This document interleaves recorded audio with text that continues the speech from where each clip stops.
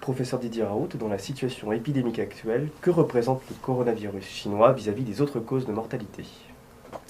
Ben, en France, si vous voulez, encore une fois, bien sûr, je sais que beaucoup de gens prédisent qu'il va y avoir beaucoup de morts parce qu'il y a des gens dans les réanimations, on verra bien. C'est pas partout en France, il y a des zones qui sont très saturées, d'autres qui ne le sont pas. Nous, on est une zone relativement épargnée en termes de formes très graves, apparemment. Mais globalement, en France, il y a eu, à ce jour, 148 morts. C'est pas négligeable, mais c'est à mettre en perspective de ce que nous savons. Par exemple, nous savons qu'il y a une surmortalité saisonnière dans ce pays, qu'on a appelée la grippe pendant très longtemps, et qui, en réalité, représente probablement toutes sortes de mortalités associées à des infections virales, y compris les conséquences d'infections virales, comme le risque de colite après traitement antibiotique.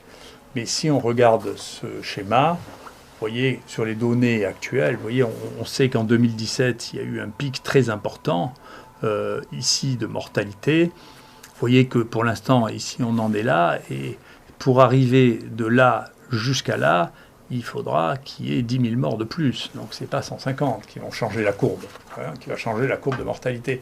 Ce qu'il y a, c'est que au fur et à mesure que nos connaissances augmentent, nous connaissons de plus en plus de causes nouvelles, de syndromes de détresse respiratoire, et que donc on connaît mieux ce dont les gens meurent.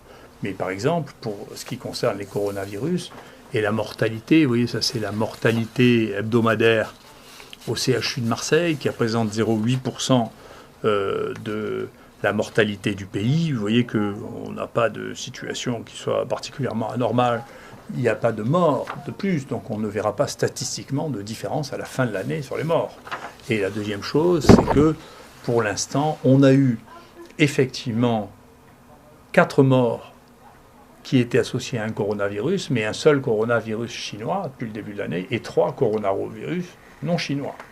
Donc si vous voulez, je pense que nous, peut-être qu'on vit dans un îlot particulièrement différent, parce que bien sûr les maladies infectieuses sont des maladies d'écosystème, mais on ne trouve pas une catastrophe qui justifie des mesures dignes d'une catastrophe atomique. Par ailleurs, si on regarde ce qu'est la mortalité de cette maladie, c'est assez difficile à évaluer, mais il y a au moins un endroit dans lequel c'est facile d'évaluer une part de la transmission et la part de la mortalité. C'est cette grande folie qu'ont fait les Japonais en coinçant tout le monde sur un bateau de croisière avec des gens dont la moyenne d'âge était extrêmement élevée, comme les croisiéristes en général. Il y a à peu près 3000 personnes. Là-dessus, il y en a 700 qui sont tombés malades et 7 qui sont morts. Dans la population la plus à risque, la mortalité est de 1%. Donc il faut arrêter de raconter des choses qui terrifient les gens. Bien entendu, si vous ne testez que les gens en réanimation et vous dites à tous les gens qui sont un peu malades de rester chez eux, vous aurez une vision de la gravité de la maladie qui n'aura rien à voir avec la gravité de la maladie. Et la gravité de la maladie des gens qui sont en réanimation, généralement, elle est très grave. Donc moi, je ne vois pas de signaux de mortalité qui soient spécifiquement redoutables. Je ne vois pas. Je ne vois pas de modification de la mortalité générale dans le pays. Et je continue à penser qu'il faut garder raison et que donc il faut faire comme pour les maladies infectieuses en général, du diagnostic. Nous, on a réalisé sur quoi je m'étais engagé auprès du ministre, jusqu'à 1100 diagnostics par jour, d'accord, PCR par jour. Et on traite les gens maintenant, on sait que c'est efficace sur la durée du portage, c'est-à-dire au lieu d'être porteur pendant 20 jours, ce qui sont les derniers travaux qui ont été publiés, ils deviennent tous négatifs en 6 jours. Je pense que c'est quand même une différence très significative. Bien sûr, ils sont en mairie en plus, cliniquement. Et donc, on a un diagnostic, un traitement qui commence et qui a fait sa preuve, peu importe tous les commentaires des uns et des autres. Je pense qu'il faut rester raisonnable, comme de vrais docteurs. C'est-à-dire, les docteurs, ça fait du diagnostic et ça traite les gens. Voilà. Après, les politiques, ils font ce qu'ils croient devoir faire. Mais nous, les docteurs, je pense qu'il faut se faire confiance aux médecins.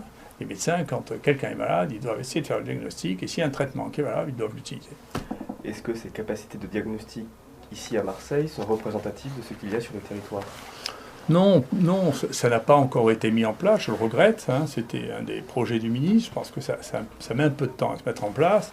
Ce qui est, de mon point de vue, difficile à comprendre parce que les outils et les machines existent. Donc, Ça peut se faire absolument n'importe où. On peut faire des milliers de PCR. Il y a beaucoup de laboratoires qui font ça. Il suffit de changer les amorces pour faire du PCR de coronavirus. Il n'y a rien de magique là-dedans, hein.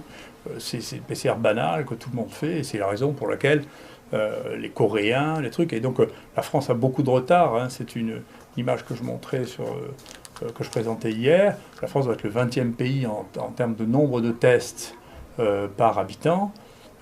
Quand on compare ça à la Corée, on est sidéré. Et donc ça veut dire que tout le monde s'est mis à faire de la PCR.